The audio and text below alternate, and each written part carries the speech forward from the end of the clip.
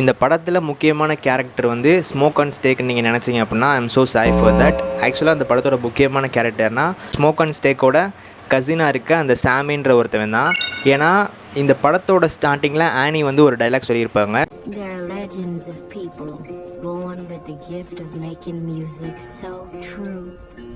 It can pierce the veil between life and death, conjuring spirits from the past and the future, but it also attracts evil. ஒரு ட்ரூவான ஒரு music make பண்ணுறவங்க வந்து legend. அவங்க make பண்ணுற அந்த ட்ரூவான music வந்து குட்டையும் attract பண்ணும், ஈவிலையும் attract பண்ணும். இந்த ரெண்டு விஷயத்தையுமே அட்ராக்ட் பண்ணுற மாதிரி ஒரு மியூசிக்கை மேக் பண்ணது தான் அந்த சாமின்ற ஒருத்தவன். ஏன்னா சாமி எப்போ கிட்டார் எடுத்துகிட்டு அந்த மியூசிக் ப்ளே பண்ண ஸ்டார்ட் பண்ணியிருப்பானோ அதுக்கு அடுத்துலேருந்து தான் அந்த வேம்பயர் வரது மாதிரி காமிச்சிருந்துருப்பாங்க.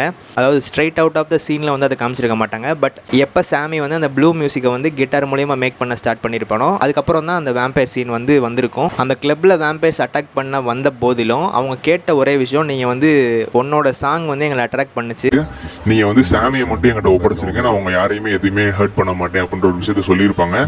அப்போ வந்து சாமியுமே போக ட்ரை பண்ணணும். பட் அந்த இடத்துல ஸ்மோக் வந்து அவங்க அதை அலோவ் பண்ணியிருக்க மாட்டான். ஸோ சாமி தான் இந்த படத்தோட மெயினான ஒரு கேரக்டரு. அந்த மியூசிக்கை ப்ரொடியூஸ் பண்ணுற ஒரு எபிலிட்டி அவன்கிட்ட மட்டும்தான் இருக்குது. அவன் வந்து ஈவலை வந்து அட்ராக்ட் பண்ணணுன்றதுக்காண்டி பண்ணலை, பட் அந்த மியூசிக் மூலயமா ஈவல்ஸும் அட்ராக்ட் ஆவாங்கன்றது தான் இந்த படத்தில் ஸ்டார்டிங்கில் ஆனி சொல்லியிருப்பாங்க. இன்னொரு முக்கியமான விஷயம் என்ன அப்படின்னா, அந்த மியூசிக் வந்து அட்ராக்ட் மட்டும் பண்ணாது, அந்த வேம்பயர்ஸ் வந்து கம்யூனிகேட் பண்ணுறது, அவங்களோட பாஸ்ட்டு ஃப்யூச்சர் எல்லாத்தையுமே கம்யூனிகேட் பண்ணுறதுக்குமே ஒரு விஷயம். அப்படின்ற ஒரு விஷயத்தினால தான் சாமியை வந்து அவங்க வேணும்னு கேட்டிருப்பாங்க.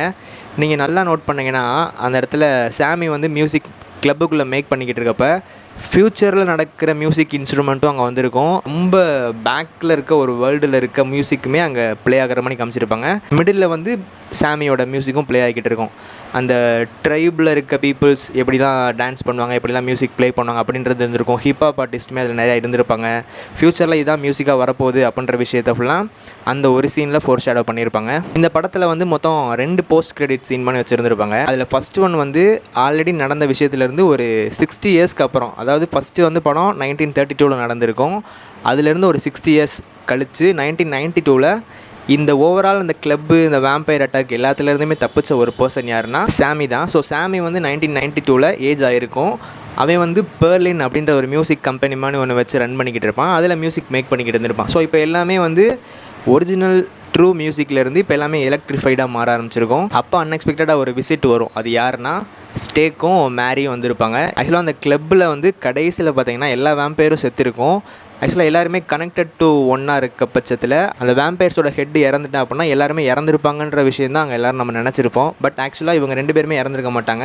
அங்கேருந்து எஸ்கேப் ஆகி போயிருப்பாங்க. பிகாஸ் அவங்க வந்து வேம்பயர்ஸு, அவங்களுக்கு வந்து ஒரு சோல் கிடையாது, ஒரு ஹியூமன் பீயிங் கிடையாது. அப்படின்றனால 1992 வந்து சாமியை பார்க்க வந்திருப்பாங்க. எதனால சாமியை பார்க்க வந்திருக்காங்க அப்படின்னா, அவங்களுக்கு அந்த ட்ரூ மியூசிக் கேட்டு ரொம்ப நாள் ஆச்சு அப்படின்றனால. ஏன்னா இப்போ எல்லாமே எலக்ட்ரிஃபைடாக மாற ஆரம்பிச்சிருச்சு. இப்போ அவங்க யூஸ் பண்ணுற இன்ஸ்ட்ருமெண்ட்டு, கிட்டார் எல்லாமே அந்த ட்ரூவான ப்ளூ மியூசிக் கேட்கணும் அப்படின்றக்காண்டி சாமியை மீட் பண்ண வந்திருப்பாங்க. அந்த சீன்லேயுமே அவங்க வந்து இன்னும் ஈவில் அப்படின்றத காட்டுறதுக்கு தான் அந்த இடத்துல அந்த ரெட் கலர் ஃப்ரேம் இருக்க மாதிரி காமிச்சிருப்பாங்க. அதே மாதிரி இந்த படத்தில் செகண்ட் போஸ்ட் கிரெடிட் சீன் ஒன்று இருக்கும். அதில் என்ன காமிச்சிருப்பாங்க அப்படின்னா, சாமி வந்து அந்த கிட்டார் ப்ளே பண்ணி அந்த ப்ளூ மியூசிக்கை மேக் பண்ணுறது காமிச்சிருப்பாங்க. That is the first time he maths blue music with guitar அப்படின்றத சொல்கிறதுக்கு. அந்த சீனுக்கு அப்புறம் தான் அங்கேருந்து கிளம்பி ஸ்மோக்கும் ஸ்டேக்கும் வந்திருப்பாங்க. அவனை வந்து கூட்டிகிட்டு போயிருப்பாங்க. இந்த படத்துலேயே ரொம்ப பியூட்டிஃபுல்லான ஒரு சீன் இருந்திருக்கும். அது என்ன அப்படின்னா, கிளாஸில் இந்த வேம்பயர்ஸ் அட்டாக்ஸ்லாம் முடிஞ்சிருக்கும். மார்னிங்கில் பார்த்தா அந்த ஒயிட் பீப்புளோட ஒரு சண்டை நடந்திருக்கும். எல்லாம் முடிஞ்சிருக்கும்.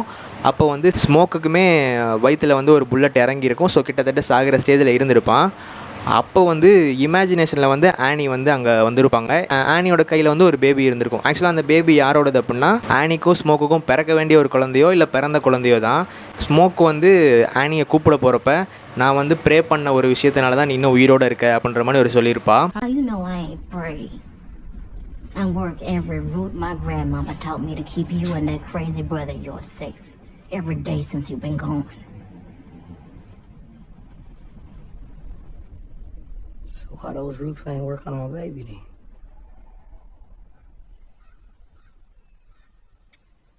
I don't know. நீ ப்ரே பண்ணனால தான் உயிரோடு இருக்கே அப்படின்னா நம்ம குழந்தைக்கு என்னாச்சு அப்படின்ற மாதிரி அந்த ஒரு டைலாக் கேட்டிருப்பான். மேபி அது வேர்ஷன் ஆகிருக்கலாம், பிறந்து அதை வந்து காப்பாற்ற முடியாமல் போயிருக்கலாம், ஏதோ ஒன்று சம்திங் நடந்திருக்கு. பட் அதை பற்றி எதுவும் டீட்டெயில்டாக சொல்லலை. அந்த கடைசி சீனில் அப்போயுமே ஸ்மோக் வந்து அந்த ஒயிட் பீப்புள்கிட்டருந்து சிகரெட் வாங்கி ஸ்மோக் பண்ணிக்கிட்டு இருப்பான். இப்போ ஆனி என்ன சொல்லுவா அப்படின்னா, நீ ஸ்மோக்கை விட்டால் தான் இந்த பேபியை உன்ட்ட கொடுப்பேன், because smoke is not good for this baby அப்படின்ற மாதிரி ஒரு டைலாக் சொல்லியிருப்பாங்க. அவங்க சொல்கிறது வந்து சிகரெட் இல்லை, அந்த ஸ்மோக்குன்ற கேரக்டரை.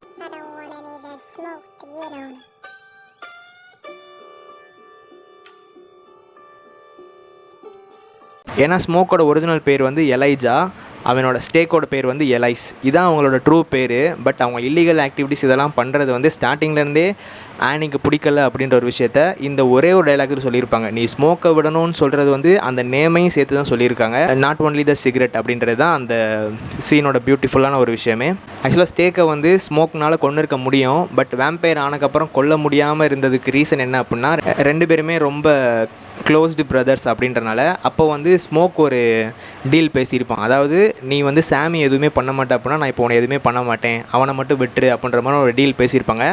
அந்த விஷயத்தினால தான் கடைசியில் வந்து சாமியுமே உயிரோடு இருந்திருப்பான், இந்த வேம்பயராக இருந்த ஸ்டேக்குமே உயிரோடு இருந்திருப்பான். இந்த விஷயத்தையுமே இங்கே சொல்லியிருப்பான், எங்கள் அண்ணன் சொன்னனால தான் நான் உன்னை எதுவுமே பண்ண முடியல அப்படின்ற மாதிரி டைலாக் வந்திருக்கும். இப்போ வந்து ஒரு காமன் ஆடியன்ஸாக இந்த படத்தை பற்றி சொல்லணும் அப்படின்னா, இந்த படத்தில் நீங்கள் நினைக்கிற மாதிரி தடால் புடால் அப்படின்ற மாதிரி பெரிய வேம்பயர் மூவி, பெரிய ஹாரர் மூவி அப்படின்ற மாதிரி எதுவுமே இருக்காது. பட் அவங்க சொல்ல வந்த விஷயத்த நீட்டாக சொல்லிட்டு போயிருப்பாங்க.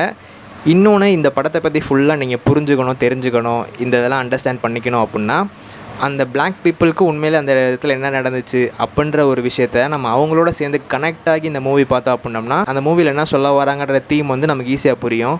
இல்லை வந்து நான் வேம்பயர் படம் நல்ல ரத்தம் தெறிக்க இருக்கணும், இந்த மாதிரி vampire attack, jump scare scene இந்த மாதிரிலாம் நிறையா இருக்கணும் அப்படின்ற மாதிரி பார்த்தீங்கன்னா, this film is not for you. This is all I want to share with you. ஃப்ரீயாக இருந்தீங்க அப்படின்னா இந்த மூவியை ட்ரை பண்ணி பாருங்கள்.